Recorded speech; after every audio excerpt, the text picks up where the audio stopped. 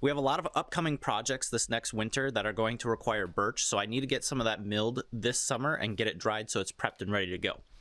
We need to get this solar kiln into a usable state so that when we're drying the lumber from our birch logs, it doesn't warp or twist or crack on us, and it will hopefully dry a lot faster. We have dried some birch lumber in this building, and it took about 6 months to get it to a point where I wanted to bring it inside and let it continue drying in the cabin while the wood stove was going, and it took an additional month in there. So it took about 7 months for us to get the birch into a usable state, and 1 month of that was keeping it in the cabin with the wood stove. So hopefully once we get this all ready to go, it will dry our lumber much quicker and I shouldn't have to bring it in for as much time. So when we initially designed this building and got the solar kiln section built, it was loosely based on the studies done from the Oregon State University solar kiln plans. So essentially what we're going to be doing is making a clear side for the sun to warm it up. We have the plastic on the top, which is tinted black, but still lets a lot of the sun in and warms up, and then we're going to be putting a clear plastic around the outside. From there, we're going to be putting up a solar fan that will take air from outside, bring it through the building to warm it up, and then push it through the lumber so that it will dry it out and take the moisture away. If you want more information on the solar kiln, we'll put a link in the description for the study on that kiln.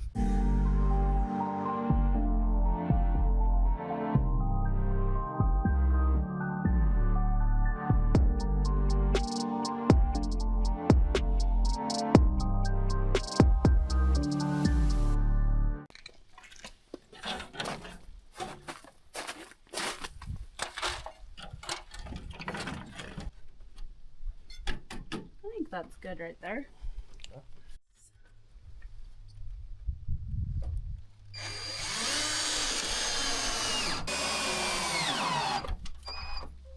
Hi, baby. Alright. So this first edge is being held straight. Each panel is going to be overlapped by just, 2 bumps and 1 divot.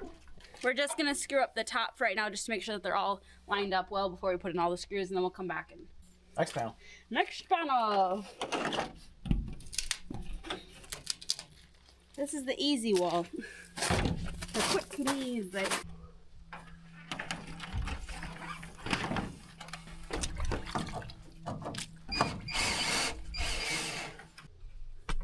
Is it warm right there yet? Not yet.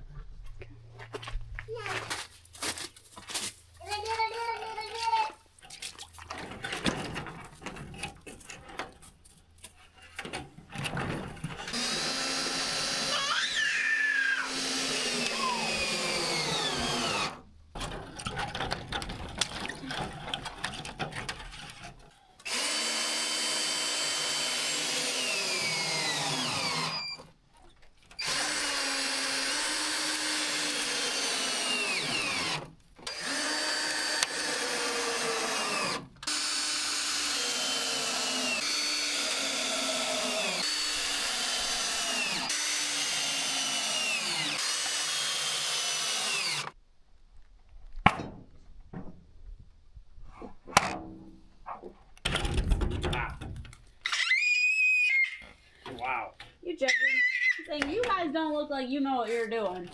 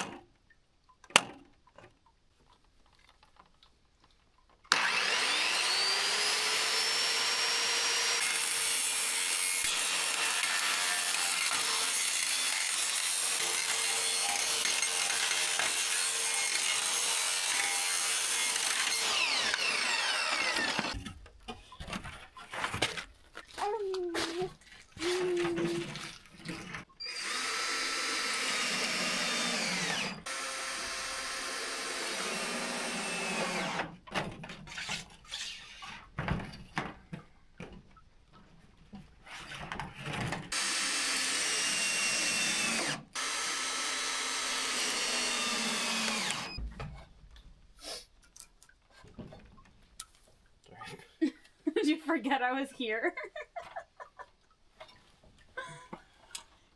Don't bark at us. Making sure you're paying attention. Are you?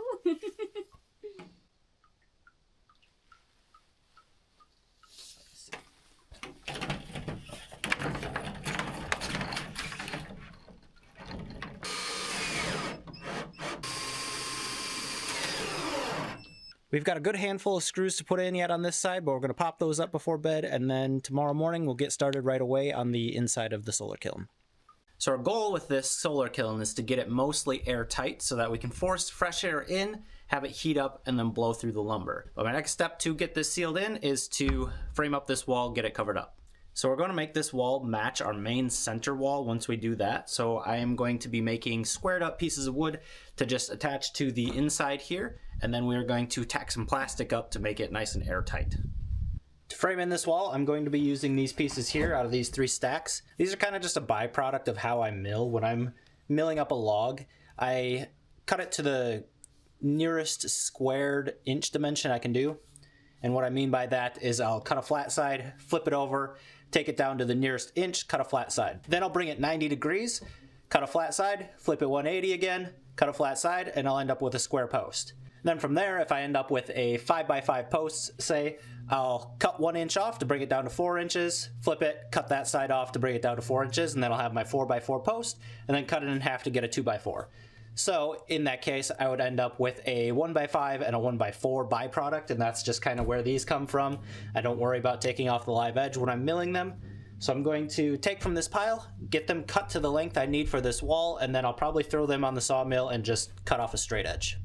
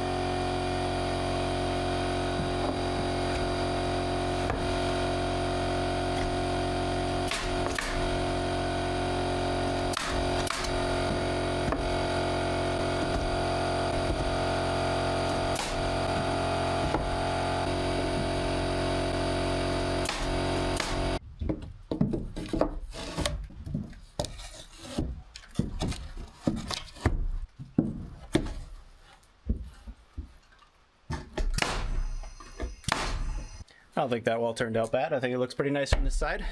We'll get to the other side and find some plastic and get it stapled on.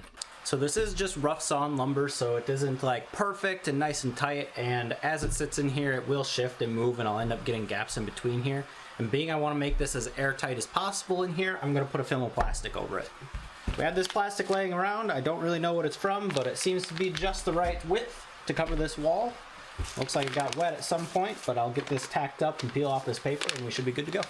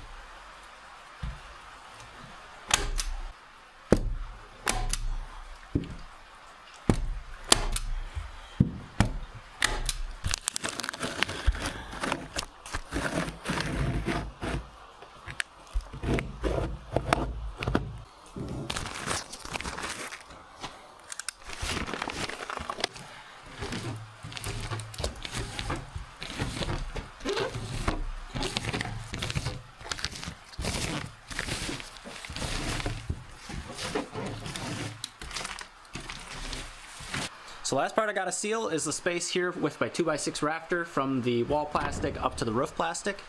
I've been scratching my head on how to do this, and I think what I've come up with is I'm going to just do some blocking. I need a 14 by 12 inch piece to be able to slide in here, tack onto my 2x4 on that side, and it should block most of my air there. Problem is I don't have a board nearly that wide, so I think I'm going to grab a couple 1-inch spruce boards, get them planed nice and flat, and then get some nice square edges and do an edge glue. So that will get me my wider board, and then I'll cut them into 1-foot sections.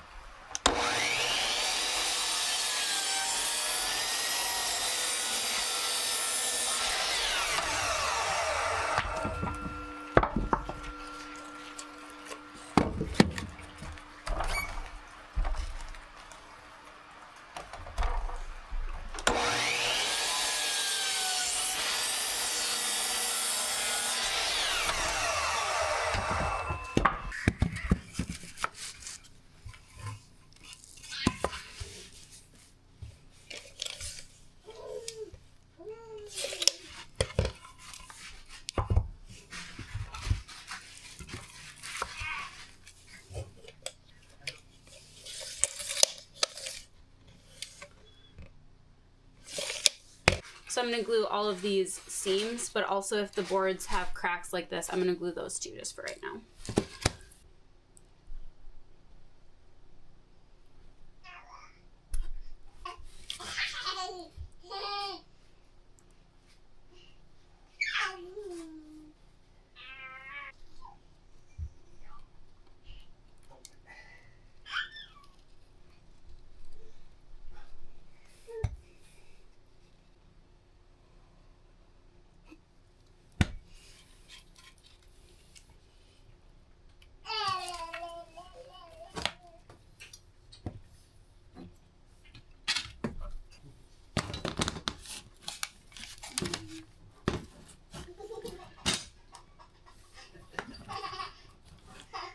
I clamped it about as tight as I could. Because these edges are kind of rounded, it's hard that the clamp keeps wanting to slip.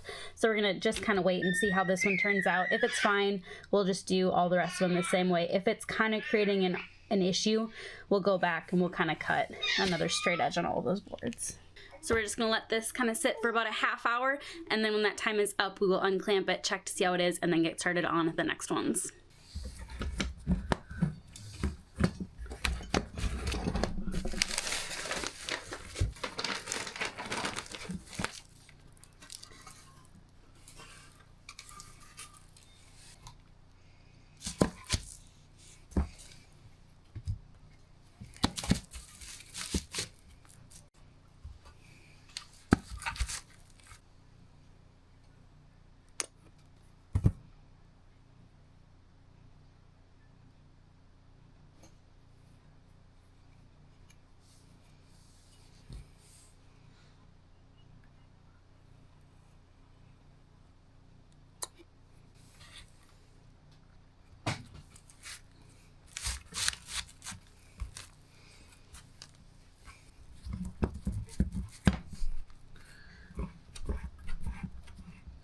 While I have Lori gluing up those boards for the blocking, I'm going to work on making a laminated beam for my baffle to drape over.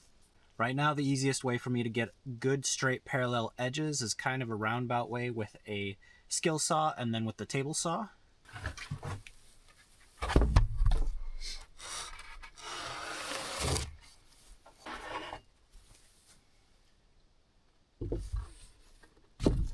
So what I have been doing is I take a straight edge, put it on my board, and then I take my skill saw, put it over here at the edge, and just bring it to where it's just taking off my bark.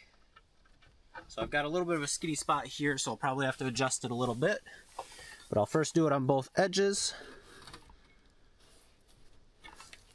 Then I'll come check these narrow spots. Yeah, so I want to take a little bit more off to be able to reach. So this is about where I want my board to be able to just take off the bark.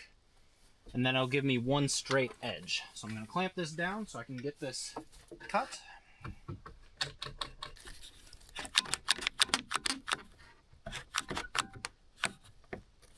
I'm going to run my skill saw down it. We'll do the other two boards and then we'll run them on the table saw to get a parallel edge.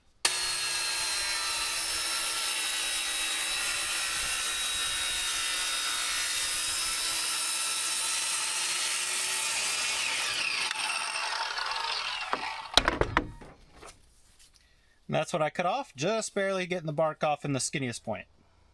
So being I'm laminating these boards, I want them all to be the exact same, and I need to make a parallel cut to my initial skill saw cut. And if I were to just put my fence on here and use the skill saw again, I could probably make my cut slightly out askew so it wouldn't be perfectly parallel. So I move it over to the table saw with my fence. I have them set to 3 inches, so I'm just gonna run all 3 of them right through here.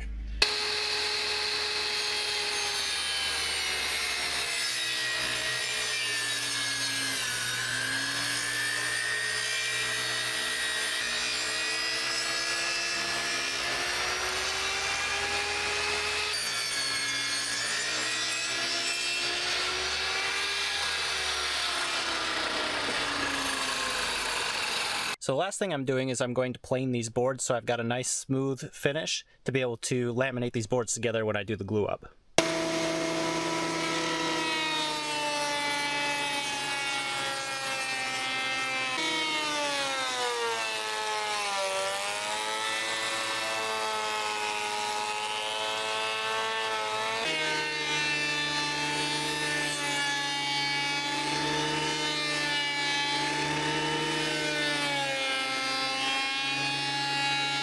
These boards are planed nice and smooth, so they should have a nice, easy time gluing up.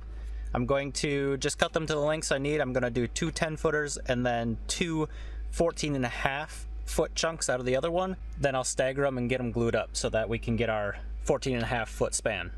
Our stack of shorter boards are all glued together, and now we are going to run them through the planer just because the thicknesses of these do vary quite a bit. However, these are cut to be ran this way through the planer, so we're gonna have to see how this goes because we're gonna actually be cutting against the grain, and normally you want to cut with the grain. So since our boards are going this way, that's not typically how you run them through a planer or do any sanding or anything, so it's an experiment and we'll see how it goes. Pretty much I think I'm just going to be expecting there to be a little bit more tear out than typical, but the look of these isn't really that important. They're going to be kind of hidden and not really the main focus of the space. It's really just to block some more airflow. So we're just going to do our best and try to get these all planed and ready to go so that Cody, when he's ready to start putting them up, he can get them cut to the exact width that they need to be for installing.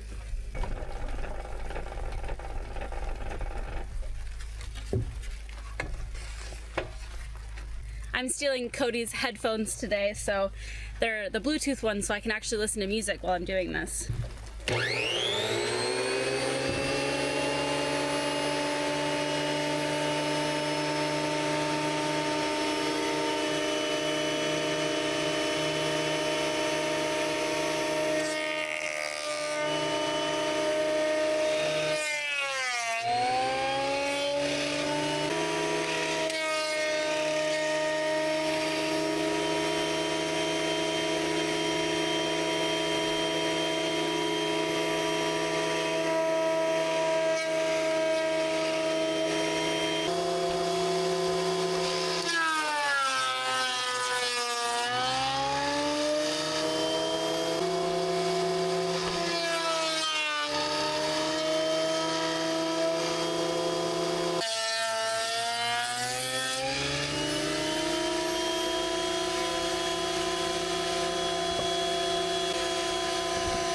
We finished them all up. They look pretty good. It didn't actually tear out quite as much as I thought it did. It's smooth for the most part. There's a little bit of tear out on all of them, but overall I think they look really nice. However, we did have just the one break. It kind of caught, because the boards were different thicknesses, so it caught the one edge and kind of ripped it off. Not too worried about that. Again, I kind of expected that to happen, so the fact that it only happened to one of them is pretty good.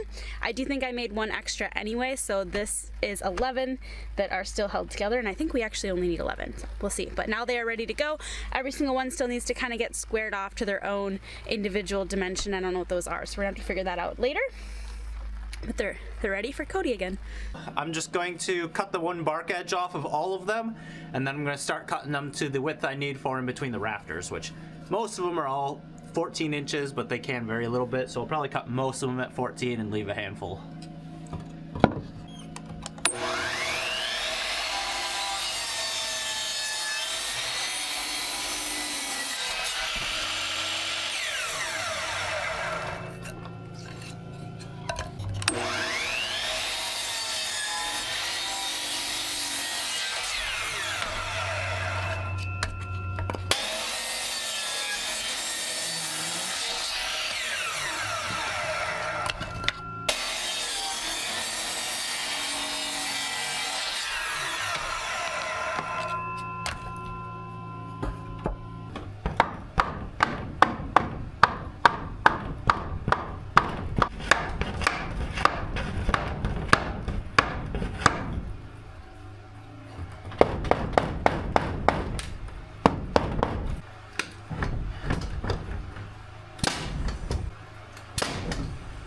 Just sprinkle it, but it feels like it's downpour because I'm standing right underneath the roof and it's running right out on them.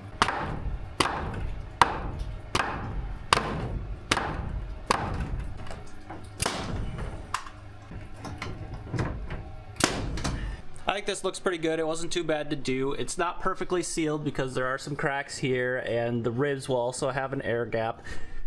But once we are in the warmer months, I will probably use some expanding foam or maybe some silicone and cover up all these gaps so it is perfectly airtight. But for now, this will be perfect for us.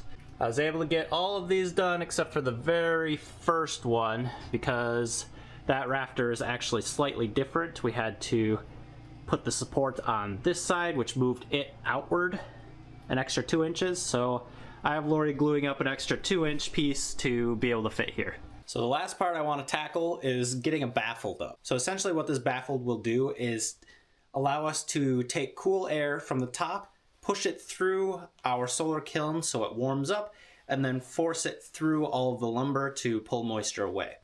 So we just need essentially a divider to make sure we direct the air the way we need it to go. So instead of building an entire frame and wood baffled, I'm just going to use plastic, and then I can also adjust the height depending on how much lumber I have in here. So I think the easiest way for me to get this plastic up is to staple it to a board first, get the board tacked up to the wall, and then I can use the excess up above the board and do what I need up there, and then have it come and drape down how I need.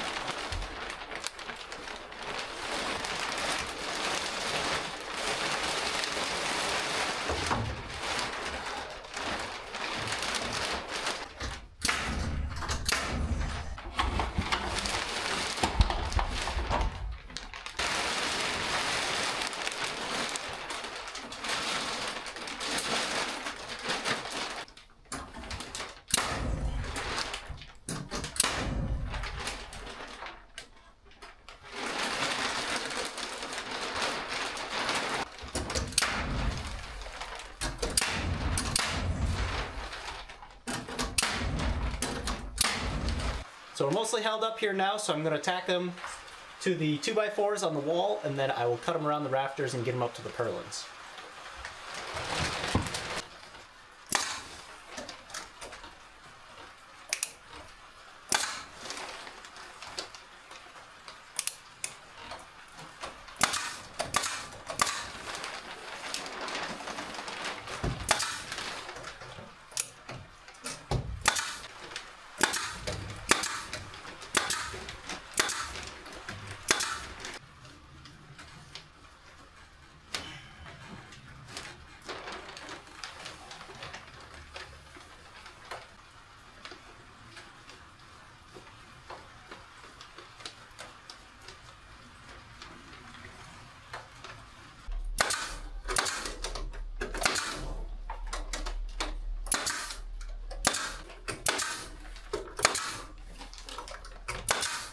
Well, that's essentially all I'm doing, just trying to close up those gaps up there so that I don't have any air coming in where I don't want it to, or escaping where I don't want it to. Now I just gotta work my way down this tarp and get them all tacked up.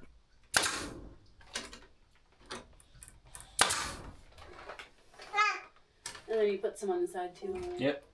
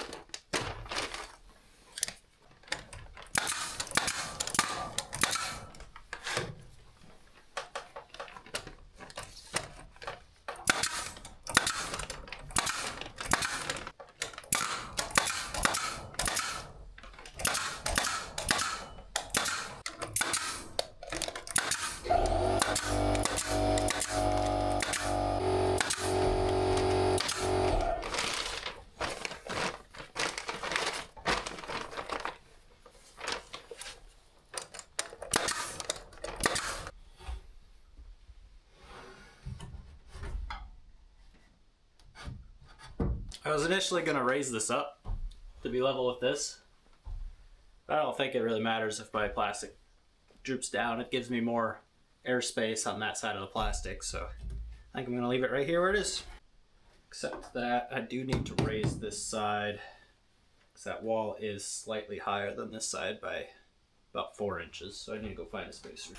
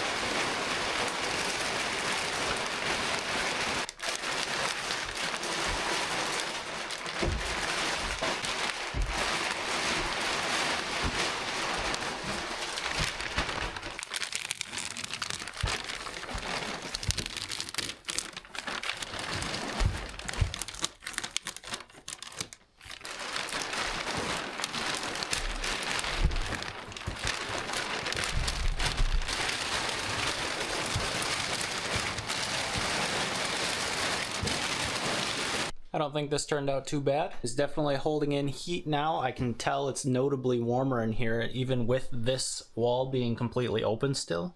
So it looks like we're gonna have to do a part 2 on the solar kiln build, because I do have to enclose that wall. I will be extending the wall down here to bring it out a little bit. I have to add a weight on the bottom of my plastic to keep it straight, and then be able to roll it up to fit on top of the boards. I've got a hole right between the last stud up there that needs covered up. And then we got to get our ridge cap on yet. So once that's all completed, we should be able to put this solar kiln into use. I'm very excited for it.